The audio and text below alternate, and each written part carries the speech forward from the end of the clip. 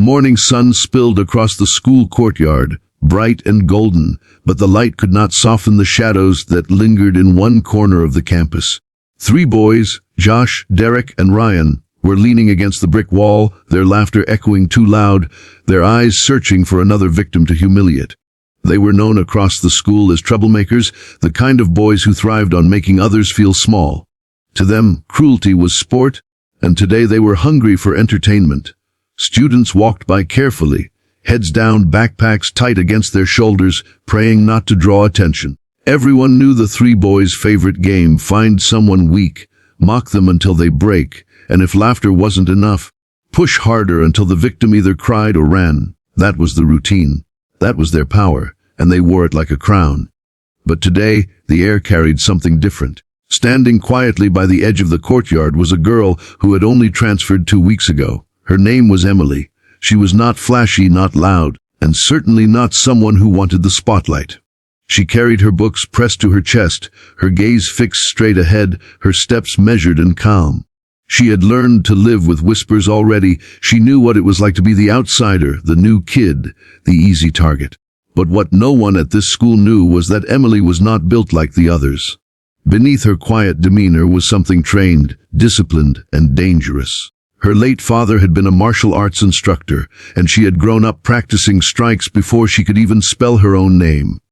Years of sweat, bruises, and countless hours in the dojo had shaped her into something the bullies had never seen before, a storm hidden behind silence. Josh elbowed Derek and tilted his chin toward Emily.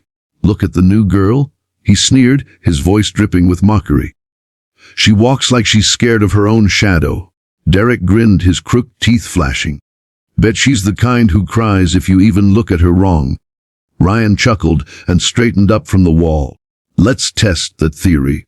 The 3 boys moved together like a pack of wolves, their laughter already rehearsed for the punchline they expected to deliver. Emily sensed them before she saw them, the shift in the atmosphere, the footsteps that carried arrogance rather than kindness. She tightened her grip on her books but didn't change her pace. She had faced worse in her life. She had faced the silence of an empty home after her father passed, the crushing weight of being underestimated again and again. Compared to that, 3 boys laughing was just noise. They blocked her path.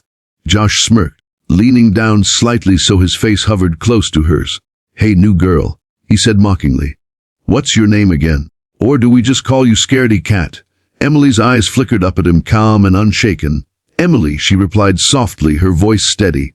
Ryan laughed. "Emily, huh? That's a boring name.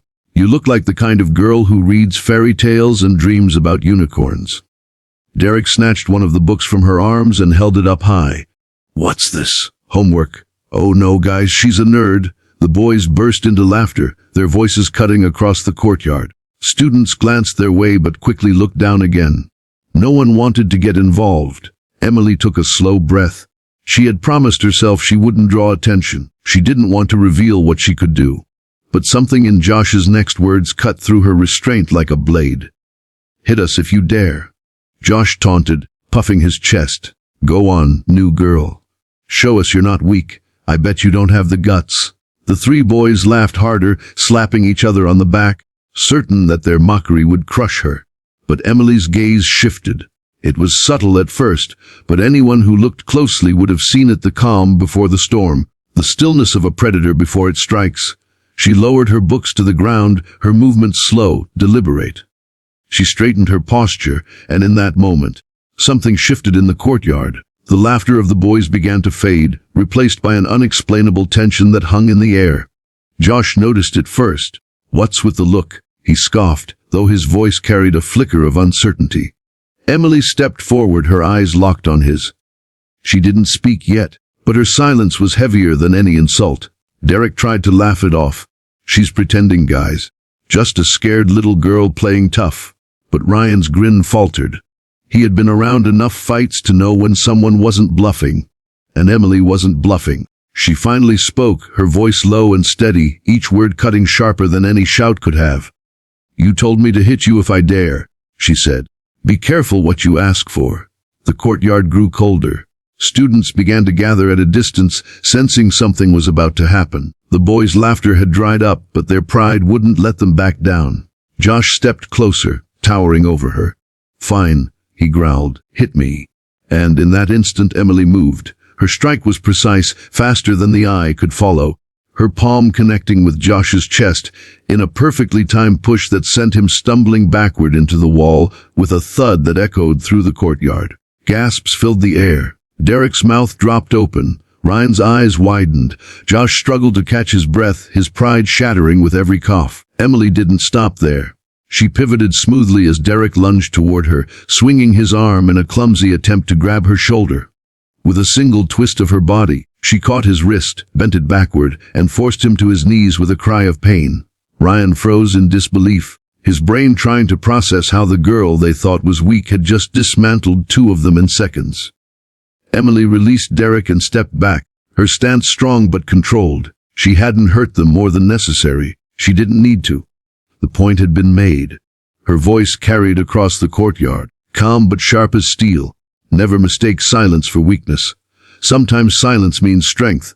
For the first time, the three boys had no laughter. They swallowed hard, their arrogance gone, replaced by the bitter taste of humiliation. The crowd of students erupted into whispers, their eyes wide with admiration and shock.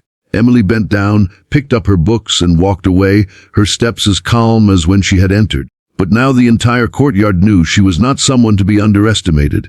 And deep down, even Josh, Derek, and Ryan knew they would never forget the day their own challenge, "Hit us if you dare!" had been answered in a way they never imagined.